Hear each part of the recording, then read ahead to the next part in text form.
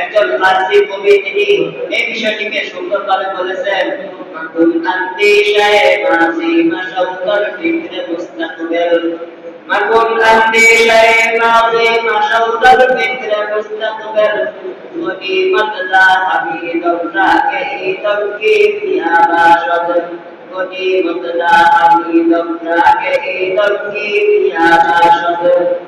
এই যে শায়ের মাধ্যমে এই কথাটিকে বুঝিয়েছেন যে মাকুল আন্দি শায়ের মাঝে অতীতে যে বিষয়গুলো বলতে হয়ে গেছে সেগুলো নিয়ে একবারে চিন্তা করতে করতে করতে করতে যদি আপনি আমল বন্ধ করে দেন তাহলেও হবে না। আবার ভবিষ্যতে কি করবে, ভবিষ্যৎ নিয়ে বেশি একটা চিন্তা ভাবনা কল্পনা জল্পনা বেশি দরকার নাই। বর্তমানে যে সময়টা আছে সেটাকে আপনি কিমিয়া অর্থাৎ বস্তু পাথরের মতো মূল্যবান মনে করুন, যাতে করে আপনি বর্তমানের সময়টাকে কাজে লাগাতে পারেন।